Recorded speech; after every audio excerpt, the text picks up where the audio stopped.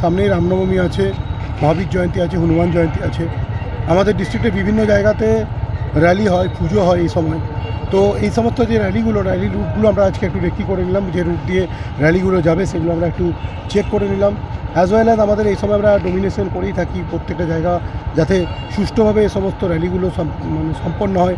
Honourable কোর্টের যে guideline আছে সেগুলো যাতে কমপ্লায়েড হয় এবং যাতে সুষ্ঠুভাবে এগুলো হয়, যাতে সম্প্রীতি এবং শান্তি বজায় রেখে র্যালিগুলো। এই পেট্রোলিং কতদিন চলবে এখন?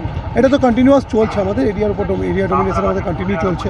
আপনারা জানেন 3-4 দিন আগে থেকে এটা কন্টিনিউ চলছে till the completion of the event হবে। কী কী ব্যবস্থা রয়েছে?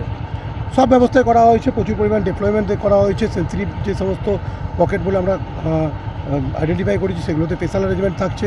এছাড়া টেকনিক্যাল যে সমস্ত অ্যারেঞ্জমেন্টগুলো সেগুলো থাকছে, ড্রোনের ব্যবস্থা থাকছে, সিসিটিভির অ্যারেঞ্জমেন্ট থাকছে। সব দিক দিয়ে আমরা চাইছি এটাকে একটা একদম ফুলপ্রুফ অ্যারেঞ্জমেন্ট করতে। রুফটপ এরিয়াতে কভার থাকবে, জোনাল কভার থাকবে, এরকম নয় শুধুমাত্র যে র্যালি যেখানে যাচ্ছে সেখানেই কভার থাকবে।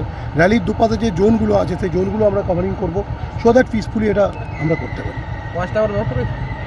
রুফটপ অ্যারেঞ্জমেন্ট আমরা করছি। ওয়াচ টাওয়ার ওইরকমভাবে দরকার হবে না, ওয়াচ টাওয়ার অত লম্বা হয় না।